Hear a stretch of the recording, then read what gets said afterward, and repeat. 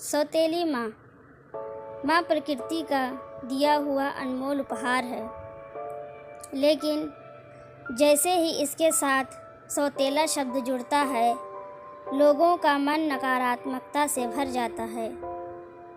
हमारे समाज में सौतेली माँ को झगड़ालू और अपने सौतेले बच्चे को कष्ट देने वाली तथा अपने पति के कान भरने वाली समझा जाता है।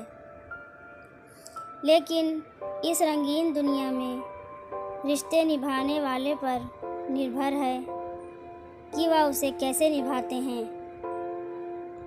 दोस्तों, यह कहानी एक सौतेली माँ की है, जिसने अपने प्यार की ऐसी मिसाल पेश की कि लोगों की सौतेली माँ के प्रति सोच ही बदल गई।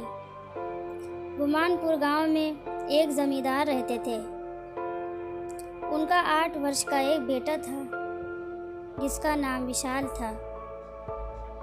वह उम्र में छोटा ज़रूर था, लेकिन उसकी ठाठ में कोई कमी नहीं थी। वह राजा महाराजाओं की तरह बर्ताव किया करता था। हवेली के सारे नौकर विशाल के इशारों पर नाचा करते थे। उसके बात करने का अंदाज शाही था। विशाल की माँ यानी जमींदार की पत्नी का 6 माह पूर्व देहांत हो चुका था। जमींदार अपने बच्चे की जिम्मेदारी अकेले ही संभाल रहे थे, इसलिए वह दूसरी शादी करने का विचार करते हैं। गांव के पंडित जी उन्हें पहले ही कई रिश्ते दिखा चुके थे। उन्हीं में से एक अच्छी पढ़ी लिखी लड़की जमींदार को पसंद आती है। वह एक गरीब परिवार की लड़की थी। उसके पिताजी अपनी बच्ची के भविष्य के लिए एक बड़े घर में रिश्ता करना चाहते हैं और जमींदार एक बहुत बड़ी हवेली का मालिक होने के साथ साथ कई तरह के कारोबारों का भी मालिक था, जिसे देखकर लड़की के पिता एक बच्चे के बाप से अपनी बेटी की शादी करने को तैयार थे। दोनों की उम्र में लगभग 12 वर्ष का अंतर था। पंडित जी अच्छा मुहूर्त देखकर दोनों की शादी बड़ी धूमधाम से करवाते हैं। गांव में जमींदार की बहुत इज्जत थी, इसलिए शादी में पूरा गांव शरीक होता है। बारात में जमींदार का बेटा विशाल भी घोड़े पे बैठा होता है। वह देखने में बहुत सुंदर था। बारात में सभी उसे देख रहे होते हैं, लेकिन विशाल को अपनी नई माँ से मिलने की जल्दी होती है। बारात में सिर्फ वह उन्हें देख पाया था। अब वह उनसे मिलने का इच्छुक था। पहली बार अपनी सौतेली माँ के घर आते ही विशाल उनका राजसी स्वागत करता है। वह भी आते ही विशाल को प्यार से गले लगा लेती है। जमींदार की नई पत्नी स्वभाव से बहुत शांत और सुशील थी। वह विशाल को देखकर खुश हो जाती हैं। विशाल बहुत प्यारा बच्चा था, इसलिए वह पहली ही नज़र में उसे अच्छा लगने लगता है। वह विशाल को एक सगी माँ की तरह प्यार करने लगती है। विशाल के जीवन में खुशियाँ आ चुकी थी और अपनी सौतेली माँ के आने से विशाल अपने पिता से भी ज़्यादा खुश था। उसे अब अपनी सगी माँ की कमी महसूस नहीं हो रही थी। उसका जीवन खुशहाल हो चुका था। एक दिन जमींदार सुबह सुबह बिना नाश्ता किए ही घर से निकल जाते हैं और दोपहर को वापस लौटते हैं, लेकिन बिना कुछ खाए पिए अपने कमरे में चले जाते हैं। कई घंटों तक जब उनके कमरे का दरवाज़ा नहीं खुलता, तो उनकी पत्नी दरवाज़ा खटखटाती हैं। काफ़ी देर तक दरवाज़ा खटखटाने पर भी अंदर से किसी की आहट सुनाई नहीं देती। तभी वह नौकरों से दरवाज़ा तोड़ने को कहती हैं और जैसे दरवाज़ा खुलता है उनके पैरों तले ज़मीन खिसक जाती है। जमींदार फांसी के फंदे से लटक रहे होते हैं और उनके बिस्तर पर एक चिट्ठी रखी होती है। इतनी कम उम्र में बेचारी का सुहाग उजड़ चुका था। अपने पिता की मौत की खबर सुनकर विशाल को गहरा आघात पहुंचता है। वह मानसिक तौर पर हतोत्साहित हो जाता है। अभी अभी उसके जीवन में सौतेली माँ के रूप में खुशियाँ आई थी, लेकिन अब उसके सिर से पिता का साया हट चुका था। दोनों का बहुत कुछ छिन चुका था, लेकिन अभी तो दुखों की कुछ बूंदें ही गिरी थी। सैलाब आना बाकी था।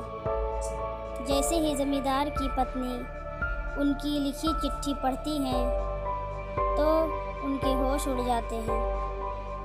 जमींदार की सारी संपत्ति छिन चुकी थी और अब वह कर्जदार हो चुके होते हैं। दरअसल उन्होंने एक प्रोजेक्ट में बैंक से लोन लेकर बहुत बड़ा निवेश किया था, जिसके लिए उन्होंने अपनी सारी ज़मीन जायदाद गिरवी रख दी थी, लेकिन वह प्रोजेक्ट बर्बाद हो गया, जिससे उन्हें भारी नुकसान हुआ और अब उनकी सारी संपत्ति नीलाम होने वाली थी। विशाल अनाथ के साथ साथ गरीब भी हो चुका था। जमींदार की मौत के कुछ दिनों बाद ही इनकी सारी संपत्ति नीलाम कर दी जाती है और इन्हें सारे कारोबार के साथ साथ हवेली को भी छोड़कर जाना पड़ता है। विशाल और उसकी सौतेली माँ बेघर हो चुके थे। लड़की के पिता उसकी दूसरी शादी का विचार कर रहे थे, लेकिन वह अपने बच्चे से बहुत प्यार करती थी। वह उसे अकेला छोड़कर ज़िंदगी नहीं बसाना चाहती थी, इसलिए वह अपने पिता के घर नहीं जाती। लड़की के सारे रास्ते बंद हो चुके थे, लेकिन गांव के लोगों की मदद से उन्हें इतने पैसे तो मिल चुके थे कि वह कुछ महीने किराए के घर में गुजार सकें। विशाल की सौतेली माँ पढ़ी लिखी थी। वह शहर और अपने बच्चे के साथ बस से चली जाती हैं। शहर पहुंचकर वह एक झुग्गी झोपड़ी में कमरा किराए से लेती हैं और वहीं अपने बच्चे के साथ रहने लगती हैं। घर का खर्च चलाने के लिए वह गली गली खिलौने बेचने का काम शुरू कर देती हैं और उसी से अपने बच्चे का गुजारा करने लगती हैं। विशाल को गरीबों वाली ज़िंदगी पसंद नहीं आ रही थी। उसे खाने को 2 वक्त की रोटी तक ढंग से नसीब होने नहीं हो रही थी। कई बार विशाल को कचरे से खाना उठाकर खाना पड़ता है। विशाल के सारे ठाठ जा चुके थे और वह अपनी बेसहारा माँ के साथ शहर में दर दर की ठोकरें खाने आ चुका था। धीरे धीरे उसे गरीबी में जीने की आदत होने लगती है। विशाल को जो मिलता वह वही खा लेता।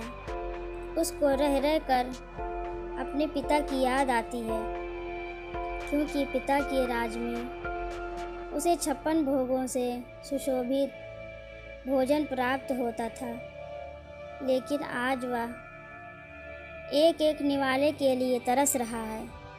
एक दिन वे रास्ते में किसी से खाना मांग रहा होता है। तभी रास्ते से गुजर रही कार में बैठा एक व्यक्ति उसे पहचान लेता है, क्योंकि वह कई बार विशाल के पिताजी से मिलने हवेली जा चुका था। वह विशाल के पास पहुंचकर अपनी कार रोक देता है और गाड़ी से उतरकर उससे उसके हालातों की वजह पूछता है। बड़े दिनों बाद विशाल से किसी ने उसके हालातों पर चर्चा की थी। अचानक विशाल फूट फूट कर रोने लगता है। वह उन्हें अपना समझकर सारा दुख बयान कर देता है। यह व्यक्ति एक बहुत बड़े व्यापारी थे और वह जमींदार को अपना अच्छा दोस्त समझते थे, लेकिन व्यापारिक यात्राओं के कारण कई सालों से वह जमींदार से मिल नहीं पाए थे। जैसे ही उन्हें जमींदार की मौत का पता चला तो उन्हें भी बहुत बड़ा झटका लगा। वह विशाल से कहते हैं, तुम लोग इस समय कहाँ रह रहे हो बेटा? विशाल उन्हें अपनी झोपड़ी में ले जाता है और अपनी माँ से मिलाता है। वह उनकी कुछ मदद करना चाहता है, इसलिए पैसे निकालकर विशाल की माँ के हाथों में दे देता है। लेकिन वह खिलौने से इतना कमाने लगी थी कि अब वह किसी का एहसान नहीं लेना चाहती थी। जैसे ही इन्हें पता चलता है कि विशाल की माँ खिलौने बेचती हैं, वह खुश हो जाता है, क्योंकि इत्तेफाक से इनकी एक खिलौनों की फैक्ट्री है और इन्हें एक अच्छी सेल्स गर्ल की तलाश थी। विशाल की सौतेली माँ सड़क पर खिलौने बेचते बेचते एक कुशल विक्रेता बन चुकी थी और वह इनकी कंपनी में नियुक्त होते ही अपनी कड़ी मेहनत और लगन से 2 सालों के अंदर खुद ही एक छोटी सी खिलौने बनाने की फैक्ट्री खोल देती हैं और अब धीरे धीरे इनकी ज़िंदगी बदलने लगती है। विशाल भी अपनी सौतेली माँ के साथ खिलौनों की फैक्ट्री में काम करने लगता है। इनकी फैक्ट्री के बने हुए खिलौनों की मांग देश विदेश तक होने लगती है और कुछ ही सालों में उनकी कंपनी का नाम पूरे देश में होने लगता है। और कड़े संघर्ष के बाद जमींदार की पत्नी एक अरबपति महिला बन जाती है।